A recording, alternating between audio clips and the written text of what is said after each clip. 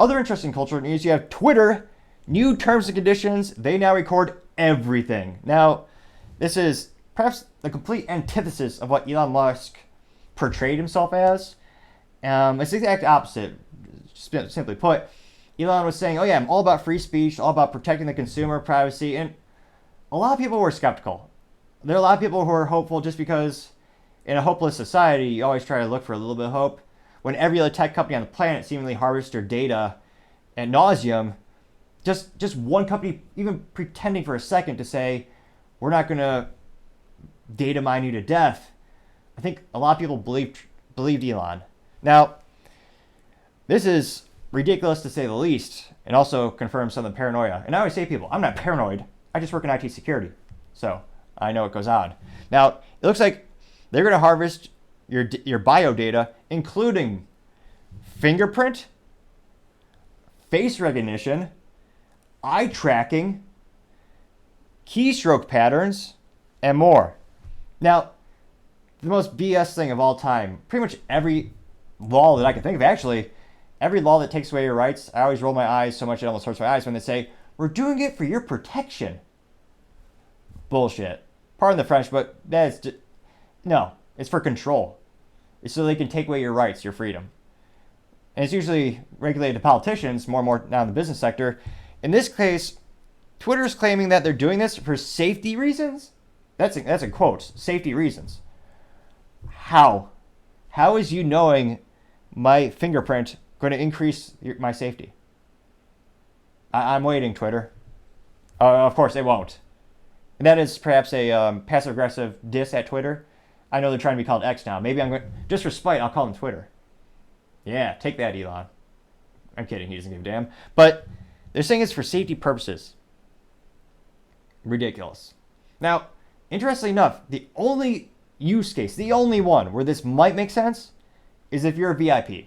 If you have plus 1 million followers on Twitter and you're someone who is consistently attacked from a cybersecurity perspective, as well as physical, but if you're someone who has a high probability of someone trying to hack your account because you're a public figure, then this makes sense.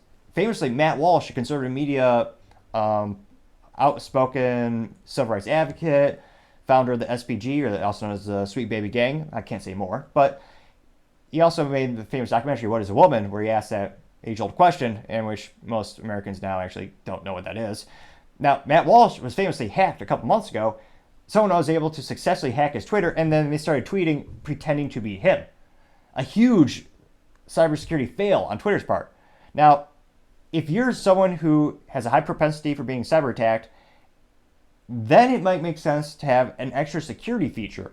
Not all these things, but then it might make sense to have like a fingerprint scan or something else. That I would believe. If they said, we're going to do this only if you have, I don't know, like 2 million subscribers or followers on Twitter, or you're a public figure, you're a government official, that I might understand. But like, there's zero reason for this to happen to my account. I have like 230 followers. Although I appreciate all of them, and hey, if you give me a follow, I appreciate it. At NICTOPPING. Or if you just search Topping, you'll see me with a little microphone in the awesome suit that I always wear. But there's no legitimate reason for them to know my fingerprint or my face recognition or my keystroke patterns. That's ridiculous beyond all belief. Now, this is also coming after last week when they said they're going to bring back their, what do they call those draconian SOBs? Their Safety and Trust Board, which, again, in true 1984 fashion, is nothing more than a dystopian term for people who are going to censor you relentlessly. And I do apologize, and I actually I should do a disclaimer every time I do the show. Do not make that in a drinking game where you actually drink every time I say 1984, because unfortunately, modern society has had so many parallels with that book, and in some ways, life has become more worse than that book by George Orwell, famously. I find myself referencing it more and more. Now, they brought back that safety board last week, so you know they're going to just completely stifle all counter perspectives. Even my small account, Bud Light banned, or they blocked me. Now, Elon claims he's going to remove the block feature. That'll be interesting. Now, my 3 cents, I don't think I should have gotten blocked for just posting a response where all I said was, thanks for the reminder, Bud Light, to buy more beer. I just bought Yuengling. And it was a picture of a case of Yuengling cans and a case of Yuengling bottles in front of my American flag in the podcast, the interview podcast room. That got me blocked on Twitter from Bud Light. Now, thankfully, the show, I actually have a YouTube, I was about to say YouTube, a Twitter handle for the Topping Show. They didn't block that yet, ironically enough, even though I made the meme with that Twitter account. They actually had the CEO, Brendan Whitworth, actually sitting at a table with the fire all around him and the "This is fine" meme. And at the bottom, I said, $390 million lost in sales. And it was a close-up of his face, and he just smiling, and he said, "This is fine." Oddly enough, they didn't ban me for that, interestingly. But it actually gets worse. Now, Twitter also said they're going to scrape for job history, education background, and job search activity. Now, I know Elon is trying to make this an everything app, and perhaps this is why he's doing this, but this also isn't why this isn't why any of us supported Elon. Many of us, including myself, made the great sacrifice of giving him $8 a month, which is like 1 gallon of gas in California. Burn, California. That was a burn. Although, like your fuel, it doesn't burn efficiently at all because their fuel is bastardized. It actually is lower quality fuel than anywhere else in the United States, and it's actually made to their specific requirements. That's why it's more expensive, even though the greatest state tax on gasoline is Pennsylvania, interestingly enough. But I digress. It's one of those interesting things where we paid Elon because we believed that he was going to make it a free speech platform. We all thought he's going to get rid of the BS, all the blacklisting. That you're going to get rid of all the mechanisms that hid people's voices from being heard. And then I think the economics didn't add up. He saw the product and loss statement. He was looking at all the people who were paying for Twitter Blue, and that wasn't enough to break even. Which, if that was the case, I wish he would have told us. Maybe, again, there's always more features you can add to any product, and there is a certain point where people pay more. So it was $8 a month for Twitter Blue. What if you had Twitter Blue Plus? And I know, everyone is getting subscription fatigue. Everything on the planet is a monthly subscription service. But if you were to say to us and say, hey, I need X amount of people to pay, I need X amount of subscribers every month, either on Twitter Blue or Twitter Blue Plus. Here are the numbers we need to be at. And just show us the screen. Give us some transparency. And if you were to tell us, we need this many subscribers, otherwise I have to have advertisers. At which point, just because on the very nature of advertising companies, they would have to censor us. And that, unfortunately, I'm guessing there just weren't enough paying subscribers. So he had to acquiesce and go the route of advertising, which is the traditional route for social media companies. And unfortunately, by their very nature, overwhelming majority of advertisers are left-wing, politically speaking.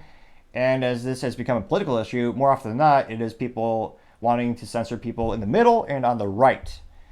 And I find that morally vacuous and disgusting because we used to be a country where everyone used to believe, I may not agree with what you're saying, but I'll die for your right to say it. Which I would define someone who believes that as American. Unfortunately, nowadays, fewer and fewer people believe in that. I do hope we get back to that sentiment someday. But another interesting thing about this, the updating these terms and conditions, where are all the people complaining? I don't know if it's coincidence that this just took place after Twitter released the monetization policy, where if you have a certain amount of people who react to your post and you hit a couple of separate different metrics, then you're going to get paid hundreds or $1,000s a month. You'll get a commission check, which was a brilliant idea to bring more creators to the platform and gives them an incentive to post on Twitter as opposed to the traditional social media where I think most people are posting to like YouTube, Rumble, maybe Facebook, Instagram. But again, there isn't really much backlash. The most popular creators, and again, it's been a couple days. I'm not seeing them make videos about this. I've seen one or two top creators broach this topic, but unfortunately, not enough people are ringing the bell, so to say. And I feel if more people knew about this and maybe message Elon directly and just tell Elon, give us the data. Tell us how many paid subscribers do you need to ensure this is a free speech platform, a true free speech platform. I'd be more than willing to double my monthly subscription if that's what it would take. And it's something where that might not be a lot to us in terms of, maybe $3 or $4 more a month. But in the aggregate, if you have hundreds of thousands or millions of people doing it, that would, I would think, allow the company to stabilize and then perhaps make a profit so they can grow the company. And I know they have more capabilities. They're going to have a phone option in a couple of months or weeks, actually, where you'll be able to make phone calls on the X app. So as he's trying to transform it to become more of an everything app, part of me suspects he is valuing free speech less and putting more of a premium on all the other vectors that have to come together and all the things that have to come together to make it an everything app. And unfortunately, I think that's going to mean just exponentially more censorship. And that's, of course, disappointing and disgusting. Let me know in the comments, do you think, how bad are things going to get on Twitter? Is it going to basically become what Twitter used to be back in the day over the previous ownership, where it was just rampant deactivating your accounts, blocking people, and just censorship galore? Will it get that bad? Or will it get worse, as now he's trying to put mechanisms to make it a financial institution as well, where he actually wants people to actually make payments with the platform, where now you have not only just the advertisers, but now you have the financial industry being pulled into the equation as well, and they're going to want certain quote-unquote standards of behavior, I suppose. So it'll be interesting to see where it goes from here. But let me know in the comments, do you think it'll get worse than the original Twitter in regard to free speech? Or will it be about the same? Whatever it's going to be, unfortunately, I think it will get worse before it gets better. Thank you, everyone, for taking the time to tune in again. Also, trying to get to 4,000 subscribers by the end of September. I know it's a tall order, but if you click that button, I would greatly appreciate it. Also, don't forget to take the time to like and comment. The feedback is greatly appreciated, especially the critical feedback, as I try to make the show better and better, and as well as try to improve myself more and more to make the show an experience more pleasurable for the user and the fans. Also, don't forget to take the time to tell your family, tell your friends, tell your coworkers, heck, tell your enemies, tell anyone and everyone. Just stay safe and fight the good fight.